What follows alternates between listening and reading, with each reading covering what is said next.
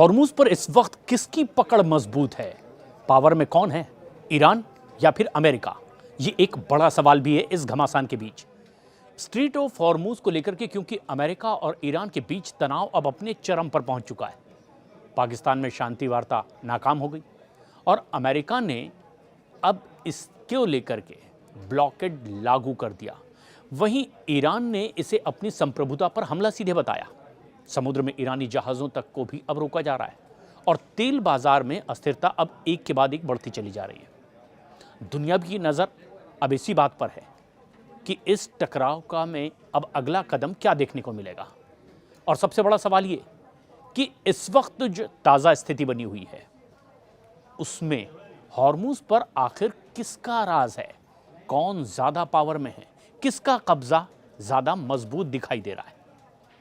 Iran और America के बीच लगभग 40 दिनों तक भीषण युद्ध चला और इसके बाद सीज फायर का ऐलान किया गया। बातचीत का भी दौर चला। पाकिस्तान में शांति वार्ता बुलाई गई।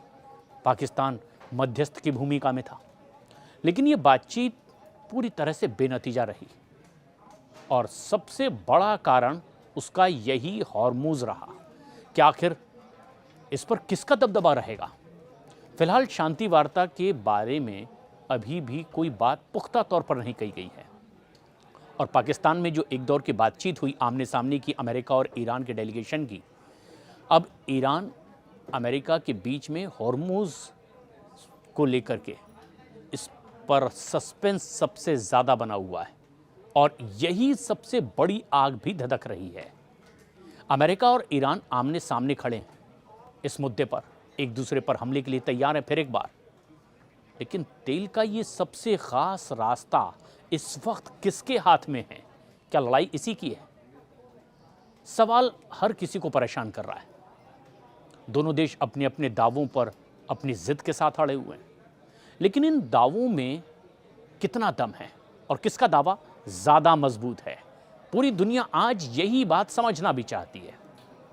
अमेरिकी राष्ट्रपति डोनाल्ड ट्रंप की सख्ती एक तरफ साफ देखी जा रही है और इसी की वजह से पूरा माहौल गरमाया हुआ है। ईरान भी पीछे हटने को कतई तैयार नहीं है। कई देशों की अर्थव्यवस्था आज इसी रास्ते पर टिकी हुई है और इसलिए पूरी दुनिया की निगाह है स्ट्रेट ऑफ हॉर्मुज पर। दुनिया की आधी से ज़्यादा तेल सप्लाई इसी रास्ते से है और एक छोटी सी गलती से ग्लोबल इकोनॉमी पूरी तरह से हिल सकती है। अब बड़ा सवाल, क्या अमेरिका का ब्लॉकेड काम भी कर रहा है या ईरान की धमकी असल बात है? सस्पेंस हर घंटे बढ़ता ही चला जा रहा है। दोनों तरफ से बयान आ रहे हैं, अपने अपने दावे आ रहे हैं, लेकिन दोनों ही बयान युद्ध को खत्म करने की तरफ इशारा नहीं करते, बल्कि अगला बड़ा अटैक उनकी तरफ से होगा, ये संकेत दोनों ओर से मिल रहे हैं। ऐसे में आखिर सवाल ये है कि हकीकत क्या है, चल क्या रहा है? दरअसल अभी एक दिन पहले ईरानी जहाज को अमेरिका ने हॉर्मुज से वापस लौटा दिया। जैसे ही जहाज वापस लौटाया गया, ये तनाव और ज़्यादा बढ़ गया। सीज फायर के बावजूद हालात अभी भी नॉर्मल नहीं है। पाकिस्तान में जो बातचीत हुई, किसी ठोस नतीजे पर यह बिल्कुल नहीं पहुंची। एक तरीके से ये नाकाम बातचीत ही रही। हालात और ज़्यादा तनावपूर्ण हैं क्योंकि दावे बहुत खतरनाक दोनों ओर से, और ये टकराव सिर्फ दो देशों का अब नहीं रह गया है, इसका असर अब पूरी दुनिया की अर्थव्यवस्था पर दिखाई देने लगा है। तेल बाजार में हलचल अब और ज़्यादा तेज़ है, आशंकाएं बहुत ज़्यादा है, मार्केट इस पर अब फ्लक्चुएट कर रहा है। शिपिंग कंपनियां भी अब बहुत सतर्क हो गई है क्योंकि हर देश चाहता है कि ये अहम रास्ता स्ट्रेट ऑफ हॉर्मुज का किसी सूरत में बस खुला रहे।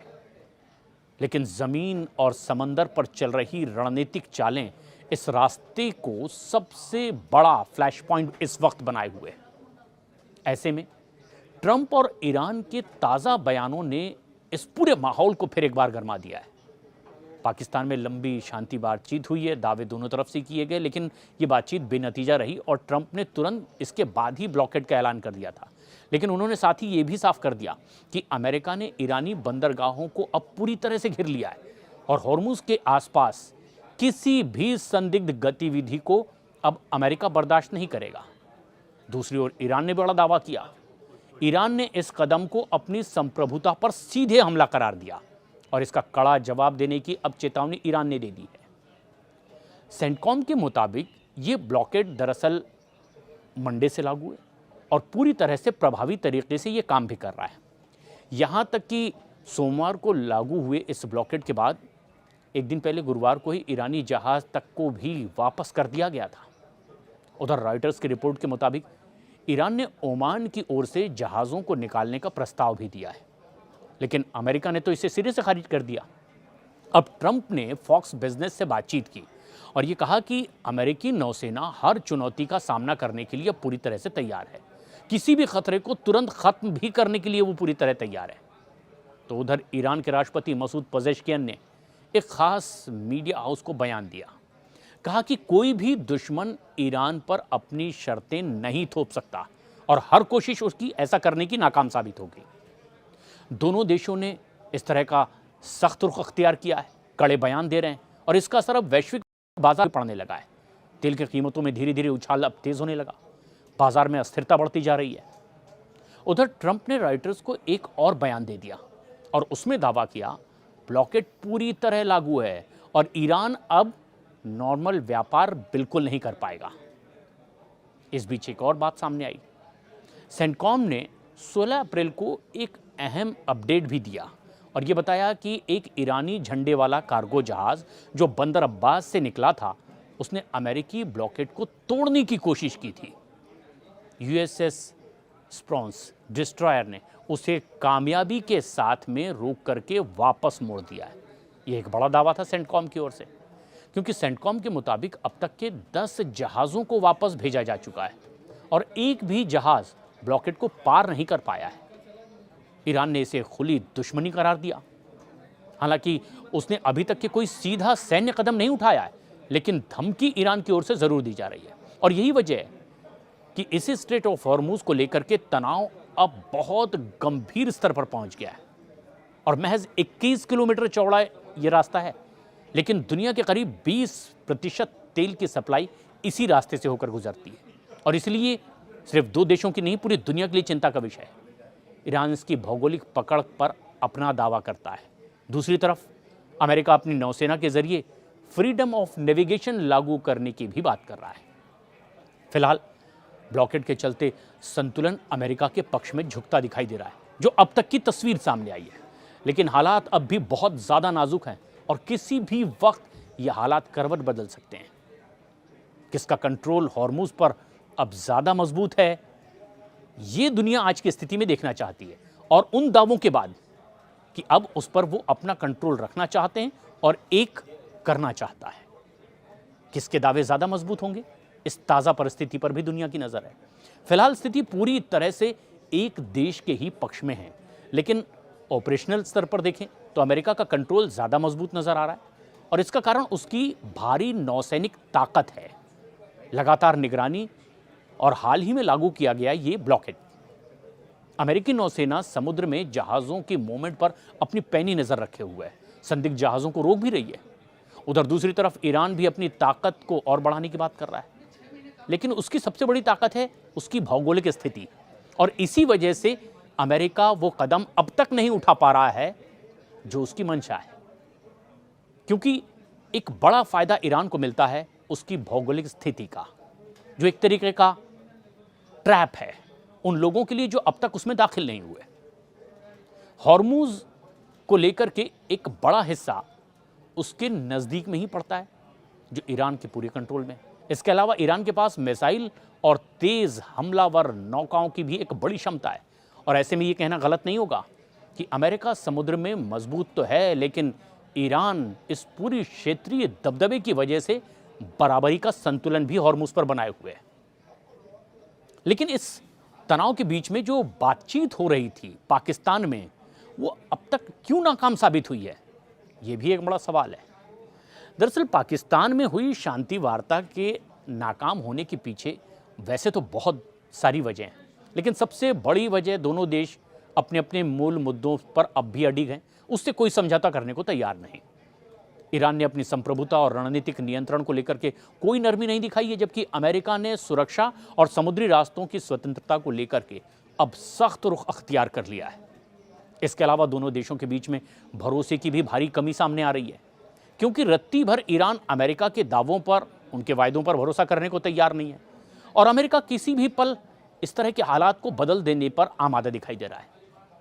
वैसे लंबे वक्त तक की चली बातचीत के बावजूद पाकिस्तान में कहीं कोई साझा रास्ता निकलती हुई बात दिखाई भी नहीं दी और यही वजह रही कि पाकिस्तान में ये वार्ता, जिसे इस्लामाबाद टॉक नाम दिया गया, बेनतीजा खत्म हो गई। तनाव इसके बाद और ज़्यादा बढ़ गया, हालात टकराव की ओर बढ़ते नजर आने लगे। हालांकि गनीमत ये रही कि इस बीच सीज फायर की बात थी, लेकिन कुछ सवाल अभी भी खड़े हुए हैं क्योंकि अमेरिका का ब्लॉकेड का दावा है। क्या अमेरिका का ये ब्लॉकेड पूरी तरीके से कामयाब भी है? दुनिया इसे भी देखना चाहती है, लेकिन अब तक के हालात पर अगर नजर डालें तो अमेरिका का ये ब्लॉकेड शुरुआती दौर में कम से कम असरदार तो दिखाई दे रहा है। कई जहाज़ों को रोका गया है, कुछ को वापस भी मोड़ दिया गया है, उन जहाज़ों को वापस जाना भी पड़ा है और इससे ये साफ संकेत मिलते हैं कि समंदर में अमेरिका की पकड़ तो ईरान से ज़्यादा मजबूत इस वक्त दिखाई दे रही है हॉर्मुज़ के इर्द गिर्द। हालांकि इसे पूरी तरह से कामयाब कहना भी बहुत जल्दबाजी होगी क्योंकि ईरान के पूरे पत्ते अभी दुनिया के सामने नहीं हैं। ईरान ने अभी तक के कोई बड़ा जवाबी कदम भी नहीं उठाया है क्योंकि उसके दावे तो बहुत हैं, लेकिन वो ऐसा करता अब तक नहीं दिखाई दिया। अगर ईरान आक्रामक रणनीति अपना लेगा तो फिर क्या होगा और वो कितना आक्रामक हो सकता है, या फिर किसी तरह से ब्लॉकेड को वो चुनौती देने की स्थिति में आ जाए तो ये स्थिति हॉर्मुज़ के आसपास तेजी से बदल जाएगी। इसीलिए फिलहाल ब्लॉकेड को बहुत ही आंशिक रूप से प्रभावी माना जा सकता है अगर हम अंतर्राष्ट्रीय स्तर पर इसकी तुलना करें, लेकिन इसकी असली परीक्षा तो बस आने वाले दिनों में ही होने वाली है कि आखिर इसकी वाकई स्थिति क्या है। लेकिन कुछ और सवाल इसके इर्द गिर्द घूम रहे हैं। क्या ईरान की रणनीति कुछ ऐसी है कि ईरान इस वक्त अमेरिका से मजबूत स्थिति में दिखाई दे स्ट्रेट ऑफ हॉर्मुज़ को लेकर? ईरान इस पूरे मामले में सीधे टकराव से इस वक्त बचता हुआ नजर आ रहा है और उसकी है दबाव की रणनीति और इसी पर लगातार काम भी कर रहा है क्योंकि वो जानता है कि अमेरिका से सीधी सीधी सैन्य टक्कर उसे बहुत भारी पड़ सकती है और अमेरिका इसी की बाट जोड़ रहा है। इसीलिए ईरान अपनी भौगोलिक स्थिति को अपनी बड़ी ताकत अभी भी बनाए हुए है। अपना क्षेत्रीय नेटवर्क और सैन्य क्षमता का इस्तेमाल करने के लिए वो संतुलन बनाए रखना चाहता है। ईरान के पास वैसे तेज़ रफ्तार नौकाएं भी है, एंटीशिप मिसाइलें भी हैं। खाड़ी क्षेत्र में वो इसे एक मजबूत पकड़ भी देती है जो इसे एक बहुत बड़ा खिलाड़ी भी इस जंग में बनाए हुए है। इसके अलावा वो इंटरनेशनल लेवल पर भी इस मुद्दे को संप्रभुता और अधिकार के रूप में लगातार पेश कर रहा है और इसके पक्ष में समर्थन जुटाने की कोशिश भी कर रहा है। यानी कि उसकी रणनीति सीधे तौर पर युद्ध की बजाय अंतर्राष्ट्रीय स्तर पर अमेरिका पर, इजराइल पर दबाव बनाने की और इसके जरिए संतुलन बनाने की है। अब ऐसे में जो दोनों ओर से रणनीति है, आगे क्या हो सकता है? क्या तनाव और बढ़ेगा या खत्म होने का कोई रास्ता दिखाई भी दे रहा है? पूरी दुनिया के लिए ये सबसे बड़ा सवाल है। ताज़ा स्थिति देखें तो आने वाले दिनों में स्थिति बेहद संवेदनशील बनी हुई है, बहुत सेंसिटिव है ये मसला। अगर एक कदम भी किसी एक पक्ष से उठा लिया गया तो मामला कई गुना ज़्यादा विस्फोटक हो सकता है और कई संभावनाएं इसकी खुली हुई हैं। अगर अमेरिका और ईरान के बीच में दोबारा बातचीत शुरू होती है तो तनाव कुछ हद तक के कम हो सकता है, लेकिन अगर दोनों देशों के बीच आमने सामने का रुख, टकराव का रुख एक बार तेजी से सामने आया तो समंदर में ये टकराव बहुत तेज होगा और हालात पूरी दुनिया के लिए बहुत गंभीर हो जाएंगे और इसका असर सीधे तेल की कीमतों पर पड़ेगा, शिपिंग पर, वैश्विक अर्थव्यवस्था पर पड़ेगा। पूरी दुनिया इससे हिल जाएगी। यानी अभी दोनों के दावे मजबूत हैं। समंदर में जहां अभी अमेरिका ज़्यादा मजबूत है, वहीं स्ट्रेटजिकली अपनी भौगोलिक स्थिति को लेकर के ईरान ने क्योंकि अपने पत्ते नहीं खोले हैं, उसका ट्रैप भी एक अंधा जाल दिखाई दे रहा है। बस दुनिया भर में अब इस बात की कामना की जा रही है कि किसी सूरत में इसका कोई एक स्थायी समाधान निकल जाए और दुनिया पर आया एक बहुत बड़ा खतरा आगे के लिए टल जाए।